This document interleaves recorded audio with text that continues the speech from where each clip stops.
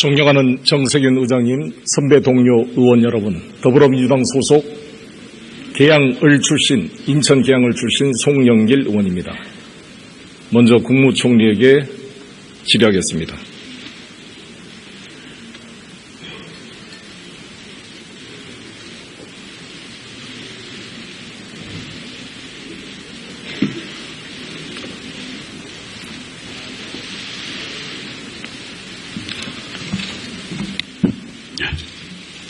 지금 구제역 상황이 어떻게 되고 있습니까?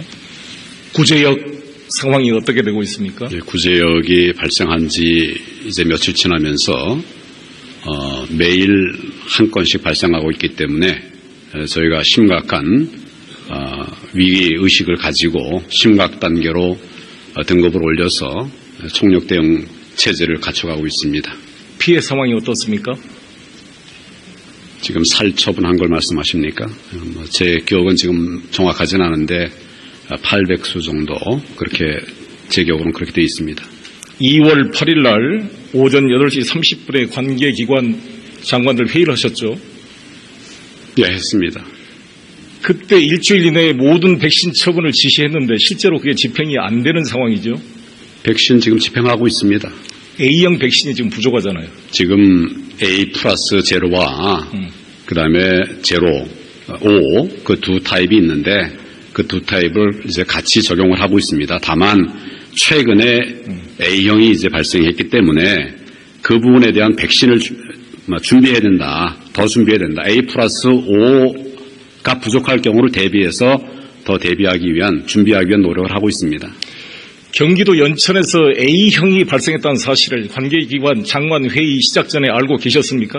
제가 회의 끝나고 나서 그 뒤에 몇 시간 뒤에 그런 보고를 받았습니다. 왜 사전에 보고를 못 받았습니까? 그게 2월 9일 날 새벽 1시에 발생한 사안입니다. 제가 아침 일찍 회의를 했습니다. 그런 과정에서 아마 전달 과정에 문제가 있었을 텐데 그런 부분은 그날 즉시 조치를 했습니다. 새벽 1시에 발생했는데 9시 회의까지 보고 안 됐단 말입니까? 저희가 8시에 회의를 했습니다. 8시 반에 회의를 했습니다만은 그때까지 제가 보고를 받지 못한 7시간 상황이었습니다. 반 동안 안 된 거죠, 보고가. 예, 새벽에 제가 그걸 지켰으면 더 좋았을 텐데 그렇게 하지 못한 점은 안타깝습니다. 최선을 다하고 있습니다. 당시에 김재수 농식품부 장관이 참석했습니까? 한 것으로 저는 알고 있습니다. 장관도 그 사실을 모르고 있었기 때문에 총리가 지시를 했을 때 그 사실을 회의석상에서 보고를 안 했죠. 지금 그런 부분에 관해서는 기본적으로 유전자 검사 이런 과정들을 밟아가야 됩니다. 그러니까 지금 이제 막 시작이 돼가지고 그런 의심이 있는데 그것을 이제 예를 들면 전달 과정에서 약간의 차이가 생기거나 이런 부분에 관해서는 저희가 더 면밀하게 잘 했었어야 하지만은 지금 빈틈이 안 생기도록 그렇게 최선을 다하고 있다는 점을 말씀을 드립니다. 관계기관 대책회의에서 A형이 발생했다는 중대한 사실을 해당 장관이 총리한테 보고를 안 했습니까? 그런 부분에 관해서는 하나하나 다 이렇게 보고를 합니다만은 아까 말씀드린 것처럼 새벽에 그런 부분이 발생했고 또 유전자 검사를 위한 진행들이 있었기 때문에 그런 과정에서 제게 시차가 좀 있었던 것 같습니다. 그런 부분은 앞으로 새벽 1시에 그렇게 하겠습니다. 새벽 1시에 북한군이 침략을 한다면 7시간 반 동안 보고 안 해도 괜찮습니까? 예, 그건 바로 보고할 겁니다. 그렇지만 그 부분을 비교하는 것은 적절치 않습니다. 국민이 판단하실 거고요.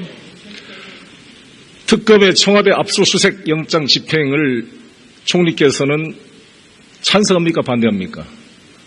기본적으로 이 압수수색 영장을 거부한 주체가 박흥렬 경호실장과 조대환 민정수석이었죠?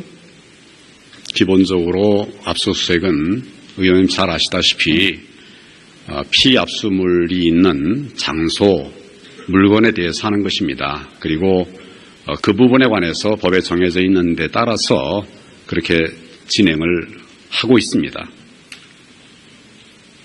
정확히 답변해 보세요. 이 청와대를 책임지는 사람이 누굽니까, 지금?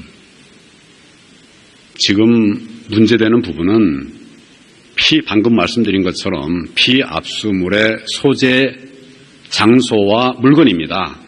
그걸 책임지는 사람은 청와대 경호실장, 또 비서실장으로 알고 있습니다. 그를 감독하는 사람은 누굽니까? 감독은 제가 합니다. 조대환 수석으로부터 보고를 듣고 있죠. 필요한 뭐에 관해서, 이 부분에 관해서 말씀이신가요? 아니, 모든 부분에 대해서. 지금 과거 민정수석이 대통령께 보고하던 그만큼은 안 되겠지만 필요한 부분은 제가 보고를 받고 있습니다. 압수 집행 시 보고를 받았습니까? 압수 집행 시도 시에 압수가 실제로 안 이루어진 걸로 알고 있습니다만은 그런 보고 안 받았습니까? 압수 시도가 있다는 얘기를 들었습니다. 그때 뭐라고 했습니까? 법대로 하자고 그랬습니다. 법대로. 무엇에 근거해서 그것을 거부했습니까? 110조 형사소송법? 제가 거부한 게 아닙니다. 제가 거부한 게 아니고 청와대 경호실과 비서실에서 법에 의하면 지금 정부의 업무 보완에 관한 규정에 따라서 압수수색에 응하기 어렵다. 그렇게 답한 것으로 알고 있습니다. 총리 검사 출신입니다. 총리가 지금 지휘하고 있는 대한민국 검찰, 이 공범으로 인정한 피의자, 구속시킨 안종범이 근무하는 비서동의 경제수석실 컴퓨터를 특정해서 압수수색하겠다는 것인데 거절해야 됩니까? 군사상 기밀이 있습니까? 안종범 수석의 컴퓨터에? 기본적으로 군사상 비밀이나 또 공무상 비밀에 해당하는 것에 관해서는 그런 안보 보안 시설에 관해서는 책임자의 그 승인을 받도록 되어 있습니다. 위원님도 잘 아시다시피 그렇게 되어 있습니다. 그런 법 규정에 따라서 집행을 하고 있는 것으로 알고 있습니다. 2005년도에 국정원 도청 의혹 사건 때 총리께서 서울지검 2차장 검사였습니다. 그때 김승규 원장 시절이었습니다. 압수수색했죠, 국정원. 압수수색했습니다. 그때 말씀하신 게 국민적 의혹을 해소하기 위해서 국정원을 압수수색할 필요가 있다 이렇게 말씀했는데 그보다 더 큰 국정농단 의혹을 밝히기 위해서 공범자로 지명되어 있는 안종범을 비롯한 비서실의 비서동, 대통령 집무실이나 관저가 아닌 비서동의 그 컴퓨터 압수수색이 안 된다는 것입니까? 국정원에 의한 압수수색을 했습니다마는 일반 시설과 똑같이 모든 것을 다 뒤져가지고 우리가 마음대로 한 것이 아니고 보안기관이기 때문에 그 기관의 협조를 구해서 저희가 적절한 방법으로 법의 테두리 안에서 집행한 것입니다. 아마 이 경우에 관해서도 청와대의 입장은 그런 입장인 것으로 알고 있습니다. 조대환 민정수석이 연수원 13기 동기죠, 총리요? 예, 저와 동기입니다. 그런 긴밀한 관계에서 이것을 총리의 승인 없이 압수수색을 거부할 수 있습니까? 지금 그 압수수색은 거듭 말씀드리다시피 그 장소의 책임자의 권한 범위에 있는 것입니다. 그런 부분 압수수색 하나하나까지를 저에게 사전에 보고하고 이렇게 할 일은 아니고 이 부분에 관해서는 제가 내용을 알고 있었습니다만은 그러나 법에 따라서 아까 말씀드린 것처럼 공무상 기밀이나 또 국가 안보에 관한 사항들이 있기 때문에 그 전면적인 그런 압수수색을 응하기는 어렵다. 그러니 협의를 해보자.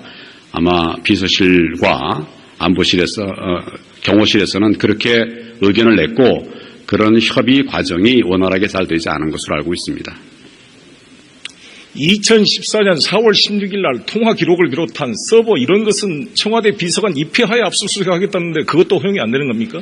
제가 알기로는 그 압수수색 방법에 관해서 여러 논의가 있었던 것으로 알고 있고 그 과정에서 쌍방간의 완전한 의사 합의가 안 된 상태에서 지금까지 온 것으로 알고 있습니다.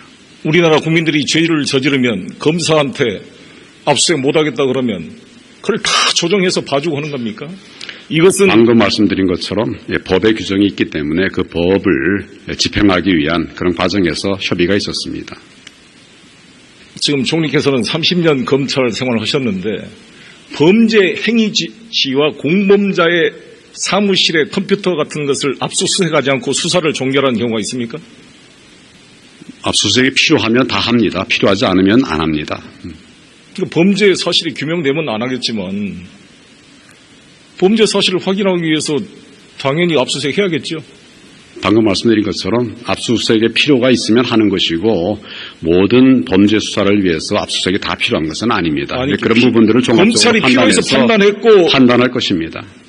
우리나라 대한민국 법원의 판사가 필요하다고 인정됐으니까 영장 발부를 해준 사안 아닙니까? 왜 국가기관을 총괄하는 대행께서 대한민국 사법부 판사의 판결에 대해서 존중을 하지 않습니까? 법원의 영장 발부는 영장 집행의 요건을 정한 것입니다. 그러니까 당위성이 있느냐, 압수수색의 필요성이 있느냐에 관한 것이고 지금 이게 국가 군사시설이다, 또 보안시설이다 이런 판단에 따라서 전면적인 압수수색이 안 된다라고 하는 장소에 대한 압수수색이 안 된다고 하는 것은 그 영장의 집행 과정에 관한 부분입니다. 그러니까 압수의 요건과 압수 집행에 관한 것이 요건이 다르기 때문에 그 부분에 관해서는 면밀히 판단을 해야 된다고 생각합니다. 피의자 박근혜 대면 조사가 필요하다고 보십니까? 제가 알기로는 수사에 관한 여러 가지 검토들을 지금 이제 특검에서 검토하고 있는 것으로 알고 있습니다. 공동정범의 피의자를 소환 조사, 대면 조사하지 않고 사건을 종결한 경우가 있습니까? 의원님 잘 아시다시피 그런 경우 필요한 경우 또 조사를 굳이 안 해도 되는 경우에 조사 안 하고 처리하는 경우 많이 있습니다. 그래서 2005년도에 총리께서 서울지검 2차장 때 삼성 엑스파일 사건 관련해서 이건희 회장을 소환 조사 안 했습니까? 오래된 사건이었고 이미 여러 번 소환 사건이고 그리고 그때 우리가 할 수 있는 그런 모든 증거 수집을 위한 노력들을 했습니다. 그리고 그런 종합적인 판단 하에 결론을 낸 겁니다. 이건희 서면 조사 때 내용이 본인의 개인 돈으로 정치인에게 돈을 지급했다고 서면 답변했음에도 불구하고 확인 대면 조사를 안 했습니다. 대신 이것을 밝힌 저 뒤에 앉은 총리의 고등교통청 노회찬 의원을 기소했습니다. 제가 기소한 일 없습니다. 검찰에서. 노회찬 의원을 기소한 일 없습니다. 검찰에서 기소했습니다. 제가 지휘하는 기간 동안 아닙니다. 검찰에서. 서면 조사, 대면 조사도 하지 않고 사건을 종결할 수는 없겠죠. 사안에 따라 다르다는 점을 지금 거듭 말씀드립니다. 그러니까 범죄 혐의가 증명이 안 됐으니까 조사를 해야 되지 않겠습니까? 증거 방법은 직접 조사가 있고 물증을 통한 입증도 있고 여러 가지 방법이 있습니다. 어버이연합 사건 수사 종결됐습니까? 제가 알기로는 수사 진행 중인 것으로 수사 알고 진행 있습니다. 예. 올 때마다 질문해도 수사 진행 중이라고 그랬습니다. 그 간단한 어버이연합 사건도 수사 종결을 못하고 있잖아요. 시간이 걸리죠. 예, 충분한 조사를 토대로 해서 결론을 내는 것이 필요하다고 판단하기 때문에 수사 계속 중인 것으로 알고 있습니다. 이 특검 수사 사항은 14건의 피의 사실입니다. 검사들이 밤을 새워 추구하고 열심히 해도 시간이 부족합니다. 당연히 특검 수사기간 30일 연장을 해야 된다고 생각하는데 어떤 견해가 어떻습니까? 아까도 말씀을 제가 드렸습니다마는 수사기간이 20여일 남아 있습니다. 짧지 않은 기간입니다. 그동안 조사한 결과를 토대로 해서 판단할 일이고 지금 시점에서 판단하는 것은 적절치 않습니다. 그러니까 청와대 압수수색 영장도 빨리 집행하도록 허용해주고 대통령도 대면 조사할 수 있도록 협조를 해줘야 될 거 아니겠습니까? 모든 것을 방해하면서 20일 시간이 남았다. 종료되면 연장 안 해주겠다. 이게 과연 국민들이 모두가 의혹을 하고 있고 국회가 탄핵 소추한 이 사건에 대해서 정부가 취할 태도입니까? 의원님 잘 아시다시피 수사는 대상자들의 인권을 침해할 수 있는 우려가 있는 업무입니다. 그렇기 때문에 법에 엄격하게 수사권 발동의 요건을 정하고 있고 또 적법 절차를 준수하기 위한 여러 가지 시스템들을 두고 있습니다. 그것에 맞춰서 법에 맞춰서 수사를 해서 진실을 밝히고 그 결과가 밝혀진 범법자는 의법 조치하고 또 무고하면 그분에 대해서 무고함을 밝혀주고 이것이 검찰의 역할입니다. 피의자 인권을 존중하는 태도 좋습니다만 그 중요한 인권이 왜 우리 서민들에게는 아무런 적용이 안 되고 박근혜 대통령, 이건희 회장, 이재용 이런 재벌 권력자한테만 피의자 인권이 보장되는 것입니까? 지금 법무부 차관도 뒤에 있습니다마는 검찰, 경찰은 사회적 약자, 특히 경제적 약자라든지 여러 가지 정말 의원님 생각하는 것처럼 그렇게 힘없는 그런 약자들을 위한 수사 위에서 최선을 다하고 있다는 점을 말씀을 드립니다. 이 부분에 관해서 잘들 모르시기 때문에 여러 가지 오해를 하고 계시는데 오히려 검찰이나 경찰은 강자에 대해서 강자의 비리를 척결하기 위한 이런 노력을 하고 있습니다. 총리는 대통령 출마할 생각을 가지고 있습니까? 저는 지금 제게 주어진 직무에 최선을 다하고 있습니다. 지금만 하고 나중에는 출마할 겁니까? 제가 맡고 있는 일이 엄중합니다. 이 부분에 관해서 최선을 다하고 있고 다른 생각 없습니다. 대통령 권한대행으로서 모든 대통령 선거를 총괄해야 될 권한대행 자리에 있는 분이 출마할 수가 있겠습니까? 이 법의 취지에 따라 우리 공직선거법상 제 의견을 90일 이내에 사퇴하게 돼 있는데 제 의견을 물으신다면 방금 말씀드린 것처럼 제 국정 안정화를 출마 위해서 안 하시겠다는 말씀을 있습니다. 왜 안 하고 계시는 거죠? 거듭 말씀드리다시피 지금은 안 저는 그렇다. 국정 안정화를 위해서 지금 어렵습니다. 거기에 온 공직자들과 함께 전념하고 있습니다. 그렇게 어렵고 한시를 비울 수가 없어 국회 출석도 어렵다는 분이 9일날 새벽 1시에 발생한 구제역 A형을 8시 반 회의 때까지 보고받지 못하고 회의를 했다는 것은 이해할 수가 없습니다. 이게 심각합니다.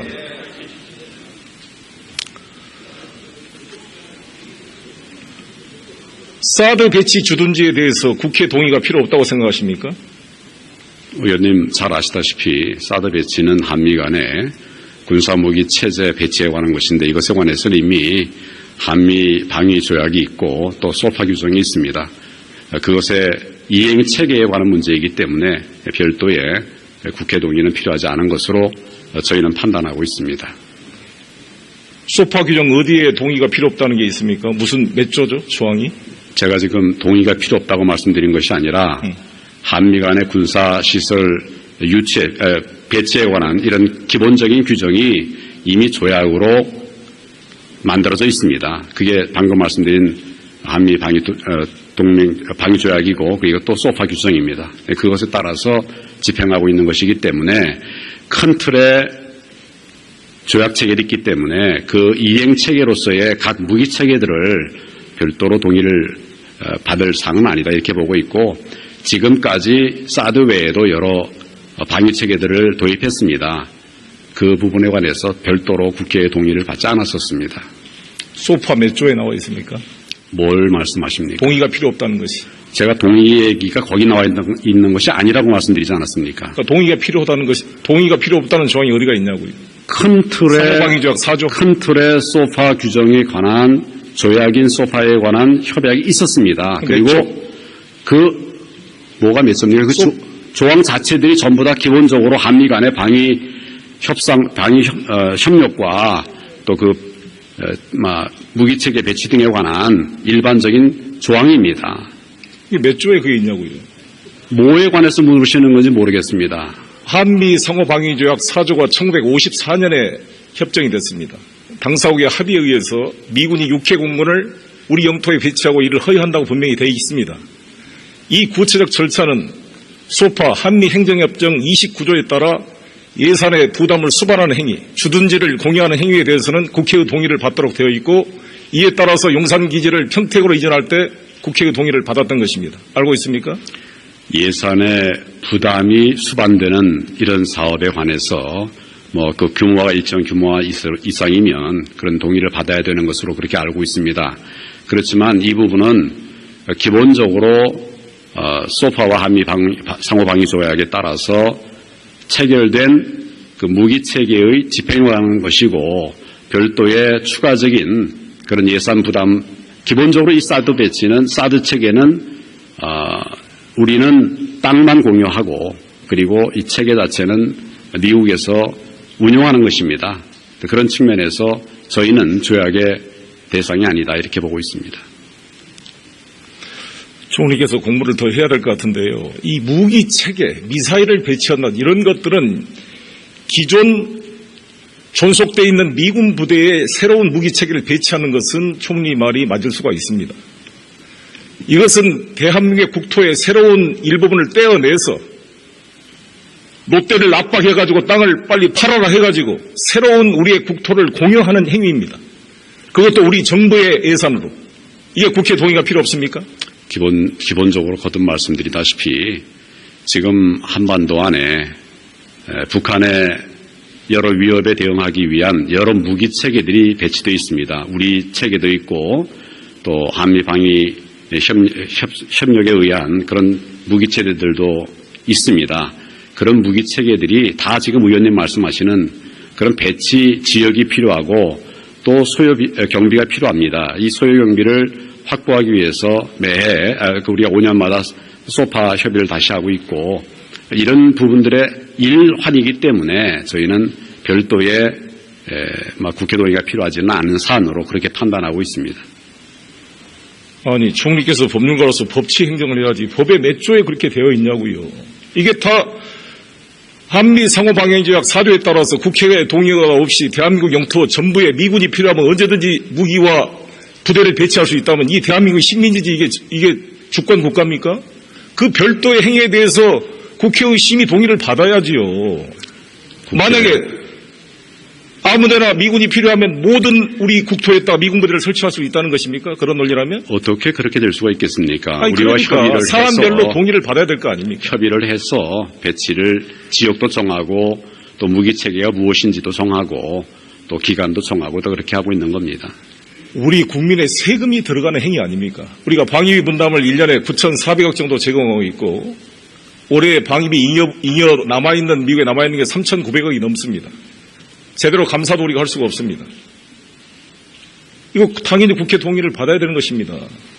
이걸 동의받지 않으면 스스로 우리의 주권을 포기하는 행위 아닙니까? 그렇지 않습니다. 그렇지 않고 방금 말씀드렸다시피 이 무기체제는 기본적으로 미국에서 비용을 내고 거기서 운영하는 겁니다. 저희는 무기체계를 말하기 배치할 수 있는 부지를 제공하는 겁니다. 아니, 그러니까 총리 왜 이렇게 답변을 일부러 모른 척 하는 겁니까? 왜 동문서답을 합니까? 무기체계를 말한 게 아니라 대한민국의 땅, 민간이 소유하고 있는 롯데 땅을 제공하는 거 아닙니까? 대한민국이 우리 예산으로 돈을 구입을 해서. 주는 게 아니고 배치할 수 있도록 제공하는 겁니다. 제공하면 공짜로 줍니까? 임대료와 지상권을 설정해서 소유권 행사를 못하는데 그 일종의 물권을 설정해 주는 건데 그걸 그냥 공짜로 해요? 그렇기 때문에 우리는 국회 동의 없이 그렇게 할 수 있냐고. 우리는 우리대로 또 필요한 부분이 있기 때문에 부지만 제공하는 것이고 비용 자체는 이거는 미국에서 국회의 제공하는 비준동의권의 것입니다. 심각한 침해입니다. 행정부가 그럴 권한이 없어요. 국회의원 왜 뽑아놨습니까? 지금까지 여러 무기 체계를 지금 한 번에 배치해 놓았습니다만은 그 무기 체계에 관해서 그러니까 무기 체계를 이야기했어요. 저는 땅을 이야기하고 것은 있잖아요. 없습니다. 땅도 마찬가지입니다. 많은 땅을 제공했습니다. 이미 송주에도 다른 무기 체계가 배치됐고 거기에 또 우리가 땅을 제공한 부분들이 있습니다. 대단히 독특하십니다. 아베 총리가 작년도 12월 28일 합의 때 따라서 사죄를 했다고 말씀했는데 맞습니까?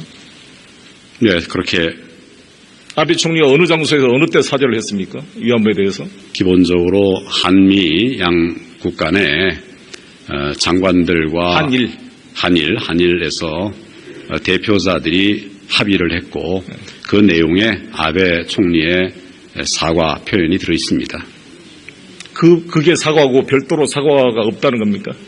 필요 없다는 겁니까? 아니, 합의된 것은 그런 것이고 그리고 한일 양국이 기본적으로 그 합의 내용을 성실하게 이행하자라고 하는 것은 아베 총리도 얘기했고 또 우리도 그런 입장을 표명을 했습니다. 아니, 그러니까 그 합의에 따라서 아베 총리가 참의원, 중의원 회의석상에서 답변을 통해 사죄를 표명하거나 언론을 통해 표명한 사실이 있습니까? 기본적으로 없지요. 명백한 합의문이 있고 합의 내용이 있고 그 합의를 성실하게 이행하자 이렇게 방금 말씀드렸다시피 아베 총리도 얘기를 했습니다. 아베 총리가 중의원 참의원 회의에서 추호도 공개 사과할 용의가 없다고 발언한 거 알고 계시죠? 지금 그런 여러 가지 문제들에 관해서 우리가 어렵게 한일 간의 합의를 이뤘는데 그것이 잘 집행 이행이 돼서 위안부 피해자들의 명예가 존중이 되고 또 이분들의 뜻이 이루어질 수 있도록 그렇게 하자라고 하는 그런 이야기들을 하고 있고 또 일본도 기본적으로 그런 입장 표명하고 있습니다. 왜 그렇게 너그러우세요? 일본에 대해서? 일본에 대해서 너그러운 게 아니라 지금 이 문제는 의원님 잘 아시다시피 지금 이제 2015년 12월 28일 날 합의할 때 할머니들이 제 기억으로는 46분이 생존해 계셨습니다. 근데 지금 1년 남짓 지났는데 그중에 벌써 8분이 돌아가셨어요. 연세가 다 80, 90입니다. 시간이 기다려주질 않습니다. 이런 상황이기 때문에 완벽하지는 않아도 이분들이 어느 정도 수용할 수 있고 또 명예회복을 하고 또 이분들의 의견이 존중되고 이분들의 어려움들이 또 국민들의 기억될 수 있는 이런 방법들을 찾기 위한 그런 방법들을 찾는 과정에서 어렵게 합의에 이른 것입니다. 그래서 그 합의의 내용은 의원님 잘 아시는 것처럼 일본 정부의 책임을 인정했고 처음입니다. 우리가 수십 년 동안 이 협의를 해왔지만은 일본 정부가 정부의 책임을 인정한 것은 처음입니다. 그리고 또 일본 총리가 사죄를 표명했습니다. 그리고 그 이행 조치로서 지금 그 후속 사업들을 지금 진행을 하고 있습니다. 이런 걸 정부도 더 정말 모든 국민들이 다 원하고 모든 피해자분들이 다 원하는 이런 거를 하는 방법도 있었겠지만 그렇게 해서 지금 수십 년 동안 아무것도 안 되지 않았습니까? 이런 상황에서 저희가 최선을 다하고 있다는 점을 말씀을 드리고 이제 중요한 것은 그걸 빨리 하루라도 좀 빨리 집행을 해서 이 연세 많으신 할머니들께서 돌아가시기 전에 어느 정도라도 좀 위안이 될 수 있도록 그렇게 해야 되는 것이 아닌가 그런 생각을 합니다. 국민들이 판단하실 것입니다. 매티스 미 국방장관이 일본을 방문해서 도모미 일본 국방상과 센카쿠 열도 다오이다오가 한미일 상호방위조약 대상 영토임을 확인했습니다. 알고 계시죠? 예, 그런 보도를 봤습니다. 독도는 대한민국의 영토입니까? 물론입니다. 독도는 한미 상호방위조약 대상에 포함됩니까? 지금 독도가 누구 소유냐 이 부분에 관해서는 우리 나라 안에서 이런 논의하는 것 자체가 정말 무가치하고 그렇게 해서는 안 되는 일이라고 생각합니다. 영토도 그렇고 역사적으로도 그렇고 명백하게 우리 땅입니다. 그건 더 자꾸 논란을 얘기할 필요가 없습니다. 아니 그래서 저 묻는 말에 대답해 보세요. 한미 상호방위조약 대상에 포함됩니까? 기본적으로 한미 상호방위조약은 우리 한반도 영토 전역에 관한 것입니다. 포함되냐고요? 뭐 당연히 우리 영토 전역에 관해서 한반도 영토 전역이 아니라 한미 상호방위조약 조문을 다시 읽어보세요. 행정력이 지배하는 곳에 한해서 방위조약의 대상이 포함되기 때문에 북한 지역은 포함이 안 됩니다. 대한민국이 실효적으로 지배하고 있는 지역이 한미 상호방위조약 대상에 포함됩니다. 네, 독도 우리가 예를 들어 실효적으로 지배하고 있습니다. 지금 한일 군사 정보 보호 협정을 체결했는데 일본의 극우 정권이 들어서서 자위대가 독도를 점령했을 때 주한미군 때 자위대를 맞서서 독도를 수호할 의무를 가지고 있습니까? 그런 가정을 말씀드리기는 어렵습니다만은 저희가 지킬 겁니다. 저희가 지킬 겁니다. 네. 아니 한미 상호방위조약 대상이 되냐고요.